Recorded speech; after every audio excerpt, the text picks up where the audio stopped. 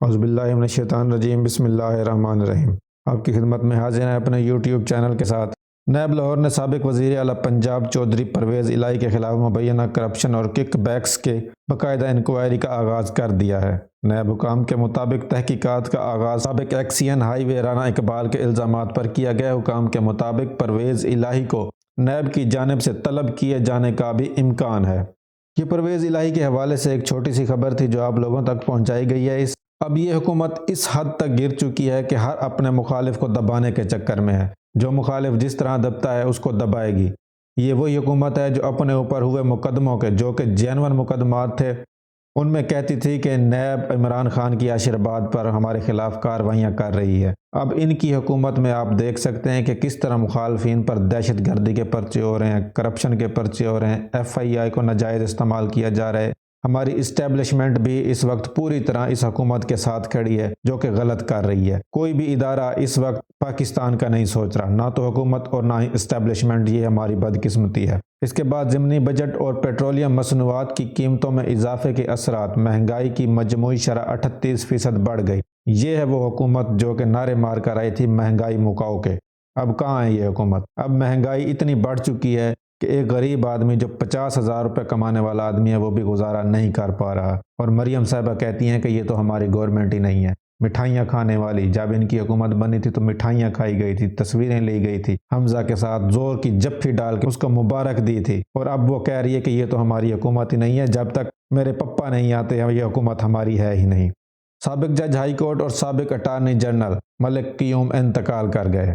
یہ وہ جج صاحب ہیں جو کہ میاں صاحب کے ایک ٹیلی فون پر فیصلے کیا کرتے تھے، لیکن آج وہ مر چکے ہیں۔ اب انہوں نے قبر میں جانا ہے اور اپنے اعمال کا جواب دینا ہے۔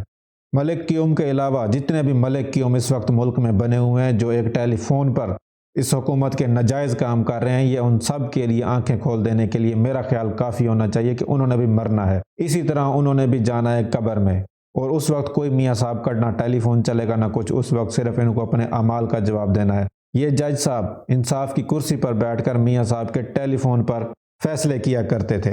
کیا اب ان کو وہ ٹیلی فون کام آئے گا؟ کیا اب کسی کا ٹیلی فون کروا کے حساب کتاب سے بچ سکیں گے؟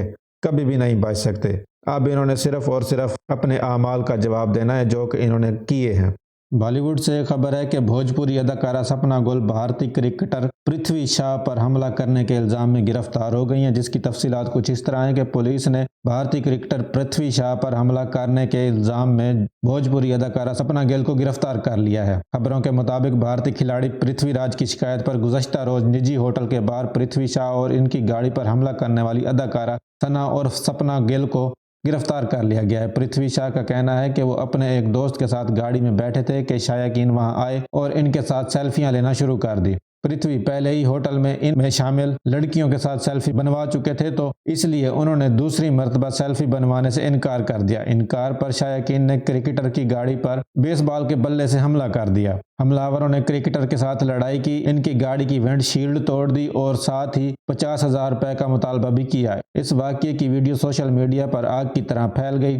ویڈیو میں اداکارہ سپنا گل کو پرتھوی شا کے ساتھ لڑائی کرتے ہوئے دیکھا جا سکتا ہے۔ تاہم بھوجپوری اداکارہ نے بھارتی کھلاڑی کے الزامات کی تردید کرتے ہوئے الزام لگایا کہ پرتھوی شا نے ان پر پہلے حملہ کیا۔ واضح ہے کہ پولیس نے شوبت ٹھاکر اور سپنا گل سمیت اس واقعے میں ملوث 8 افراد کے خلاف FIR درج کی ہے۔ سپنا گل کے وکیل کا کہنا ہے کہ لڑائی سپنا نے نہیں بلکہ پرتھوی شا نے کی تھی۔ یہ خبر تھی بالی ووڈ سے جو آپ تک پہنچائی گئی ہے۔ دنیا پتہ نہیں کہاں سے کہاں جا رہی ہے، جہاں بھی دیکھیں لڑائیاں، فساد۔ حالانکہ زندگی کا پتہ نہیں ہے کہ کس ٹائم زندگی ساتھ چھوڑ جائے، لیکن پھر بھی انسان کی لڑائیاں ختم نہیں ہوتی۔ کبھی کسی سے لڑ رہے ہیں، کبھی کسی سے، اور اکثر لوگ صرف اور صرف فیم کی خاطر بھی لڑتے ہیں۔ اب یہ فیم سٹنٹ ہے یا واقعی کوئی لڑائی تھی، یہ تفصیلات آنے پر پتہ چلے گا۔ شیخ رشید جو کہ جیل سے رہا ہو گئے ہیں اور انہوں نے میڈیا سے گفتگو کرتے ہوئے کہا ہے کہ میرے ساتھ زیادتی نہیں کی گئی، بس 2 راتیں جگائے رکھا۔ شیخ رشید نے لال حویلی کے باہر میڈیا سے خطاب کیا۔ عوامی مسلم لیگ کے سربراہ شیخ رشید احمد نے کہا کہ غریب کے پاس 2 وقت کی روٹی نہیں ہے اور ملک میں 88 وزیر ہیں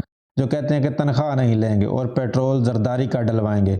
یہ سب یاد رکھیں، جھنڈے کے نیچے ڈنڈا بھی ہے۔ جیل میں میرے ساتھ زیادتی نہیں کی گئی، بس مجھے جگائے رکھا گیا۔ شیخ رشید نے کہا کہ 15 دن کے لیے سسرال گیا تھا۔ غریب کی زندگی انہوں نے اجیرن بنا دیا۔ عمران خان سے کہا ہے کہ اب آر یا پار کرنے کا وقت آ گیا۔ انہوں نے کہا ہے کہ مریم بی بی اپنے شوہر کو تو ساتھ ملا لو، لیکن مریم کا بیانیہ گھر میں ہی کوئی نہیں مان رہا۔ مریم بتاؤ تمہاری حکومت نہیں تو کس کی ہے؟ ہمت کر کے شیخ رشید نے کہا کہ لال حویلی کسی کے باپ کی نہیں ہے۔ اتوار تک میرے گھر میں ڈکیٹی کرنے والے سب واپس کر دیں ورنہ مقدمہ درج کرواؤں گا۔